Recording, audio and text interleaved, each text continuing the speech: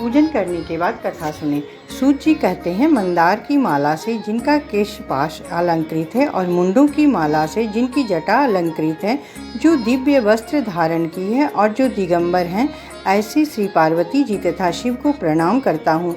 रमणीक कैलाश पर्वत के शिखर पर बैठी हुई श्री पार्वती जी कहती हैं, हे महेश्वर, हमें कोई गुप्त व्रत या पूजन बताएं जो सब धर्मों से सरल हो, जिसमें परिश्रम भी कम करना पड़े लेकिन फल अधिक मिले।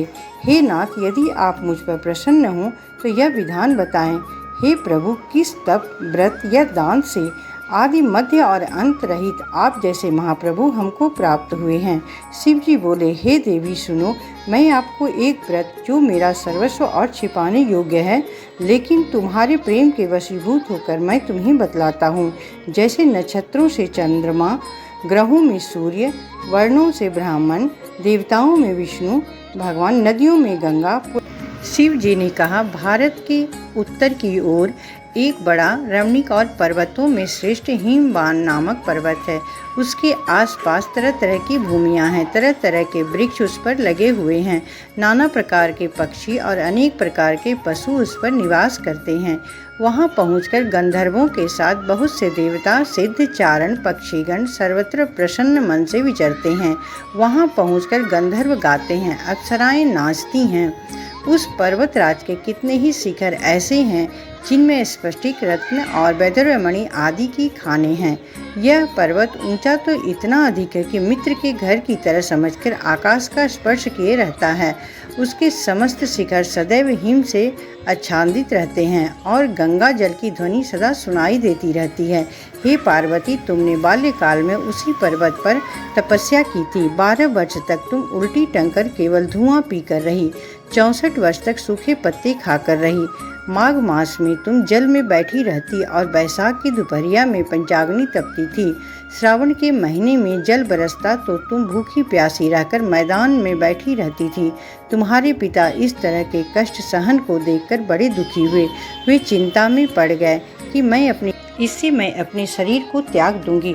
पार्वती जी की इस बात को सुनकर सखियों ने कहा कि शरीर का त्याग न करो, चलो किसी ऐसे वन को चलें जहाँ पिताजी को पता न चले। ऐसी सलाह कर तुम वैसे वन में जा पहुँची। उधर तुम्हारे पिता घर घर तुम्हें खोजने लगे। दूतों द्वारा भी खबर लेने लगे कि कौन देवता या किन्नर मेरी पुत्री को हर ले गया है। उन्होंने मन ही मन कहा, मैं नारद जी के आगे प्रतिज्ञा कर चुका हूँ कि अपनी पुत्री भगवान विष्णु को दूंगा। ऐसा सोचते सोचते हिमवान मूर्छित हो गए। गिरिराज को मूर्छित देखकर सब लोग हाहाकार करते दौड़ पड़े। जब होश हुआ तो सब पूछने लगे कि गिरिराज, आप अपनी मूर्छा का कारण बताएं। हिमवान ने कहा, आप लोग मेरे दुख का कारण सुने। न मालूम कौन मेरी कन्या को हर ले गया है। ऐसा नहीं हुआ तो उसे किसी काले सांप ने डस लिया या सिंह खा गए होंगे। हाय हाय, मेरी बेटी कहाँ गई? किसी दुष्ट ने मेरी पुत्री को मार डाला। ऐसा कह हुए वायु के झोंके में कांपते हुए वृक्ष के समान कांपने लगे। इसके बाद हिमवान तुम्हें वन वन ढूंढने लगे। वह वन भी सिंह और बालू हिंसक जंतुओं से बड़ा भयानक हो रहा था। तुम भी अपनी सखियों के साथ उस भयानक जंगल में चलती गई। ऐसी जगह जा पहुंची जहां एक नदी बह रही थी। उसके रमणीय तट पर एक बड़ी सी कंदरा थी। तुमने उसी कंदरा में आश्रय ले लिया। मेरी एक बालू मुखी प्रतिमा बनाकर अपनी सखियों के साथ निराहार रहकर मेरी आराधना करने लगी। जब भाद्रपद शुक्ल पक्ष की हस्त युक्त तृतीया तिथि प्राप्त हुई, तब तुमने मेरा विधिवत पूजन किया और रात भर जगकर गीत वाद्यादि से मुझे प्रसन्न करने में बिताया। उस व्रत राज के प्रभाव से मेरा आसन डगमगा उठा, जिससे मैं तत्काल उस स्थान पर जा पहुंचा जहां पर तुम अपनी सखियों के साथ रहती थी। वहां पहुंचकर मैंने तुमसे कहा, मैं तुम पर प्रसन्न हूँ, बोलो तुम क्या चाहती हो? तुमने कहा, मेरे देवता, यदि आप मेरे पर प्रसन्न हैं तो मेरे पति बने। मेरे तथास्तु कहकर कैलाश पर्वत पर वापस आने पर तुमने वह प्रतिमा नदी में प्रभावित कर दी और सखियों के साथ उस महाव्रत का पारण किया। हिमवान भी तब तक उस वन में तुम्हें खोजते हुए आ पहुँचे। चारों दिशाओं में तुम्हारी खोज करते करते वे व्याकुल हो चुके थे, इसलिए वे तुम्हारे आश्रम के समीप पहुँचते ही गिर पड़े। थोड़ी देर बाद उन्होंने नदी के तट पर 2 कन्याएं देखी। देखते ही उन्होंने तुम्हें छाती से लगा लिया और बिलख कर रोने लगे। फिर पूछा, पुत्री, तुम सिंह, व्याघ्र आदि जंतुओं से भरे इस वन में क्यों आ पहुँची? पार्वती ने उत्तर दिया, हे पिताजी, मैंने पहले ही अपने आप को शिव जी के हाथों सौंप दिया था। आपने मेरी बात टाल दी, इससे मैं यहाँ आ गई। हिमवान ने सांत्वना दिया कि हे पुत्री, मैं तुम्हारी इच्छा के विरुद्ध कुछ न करूँगा। तुम्हें अपने साथ लेकर घर आए और मेरे साथ तुम्हारा विवाह कर दिया। इससे तुमने मेरा अर्ध आसन पाया। तब से आज तक किसी के सामने मुझे यह व्रत प्रकट करने का अवसर नहीं प्राप्त हुआ। हे देवी, मैं यह बताता हूँ कि इस व्रत का हरतालिका नाम क्यों पड़ा। तुमको सखियाँ हर ले गई थी, इससे हरतालिका नाम पड़ा। पार्वती जी ने कहा, हे प्रभु, पार्वती जी ने कहा, हे प्रभु, आपने नाम तो बताया, अब विधि भी बताइए। इसका क्या पुण्य है, क्या फल है और यह व्रत कौन करे? शिव जी ने कहा पार्वती जी से, हे देवी, मैं स्त्री जाति की भलाई के लिए यह उत्तम व्रत बतलाता हूँ।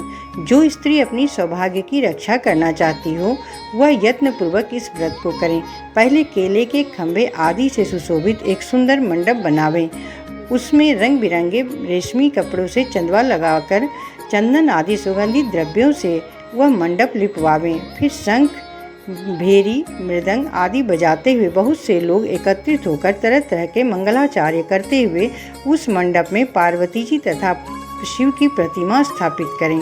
उस रोज दिन भर उपवास कर बहुत से सुगंधित फूल, गंध और मनोहर धूप, नाना प्रकार के नैवेद्य आदि एकत्र कर मेरी पूजा करें और रात भर जागरण करें।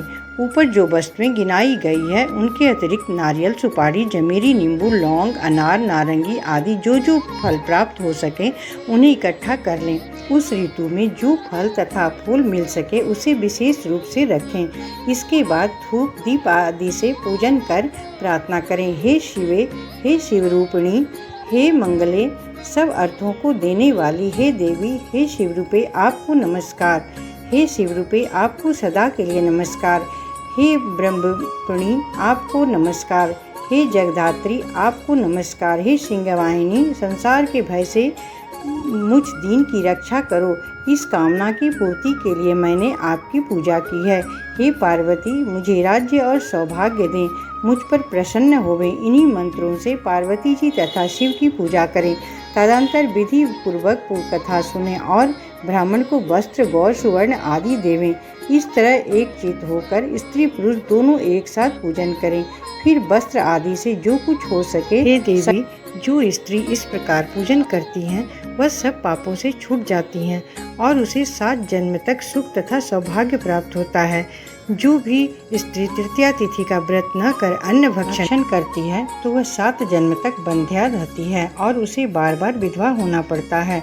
वह सदा दरिद्री, शोक युक्त, शोकाकुल भाव की लड़की होती है, सदा दुख भोगने वाली होती है और उपवास न करने वाली स्त्री अंत में घोर नरक में जाती है। तीज को अन्न खाने से सुकरी, फल खाने से बंदरिया, पानी पीने से जोंक, दूध पीने से सांपिनी, मांसाहार करने से बाघिनी, दही खाने से बिल्ली, मिठाई खाने से चींटी और सब खाने से मक्खी होती है। उस रोज सोने से अजगरी और पति को धोखा देने से मुर्गी होती है।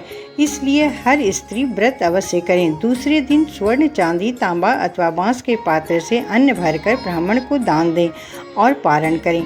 जो भी स्त्री इस प्रकार व्रत करती है वह मेरे समान पति पाती है और जब वह मरने लगती है तो तुम्हारे समान उसका रूप हो जाता है। उसे सब प्रकार के सांसारिक भोग और सोचाज्यो मुक्ति मिलती है।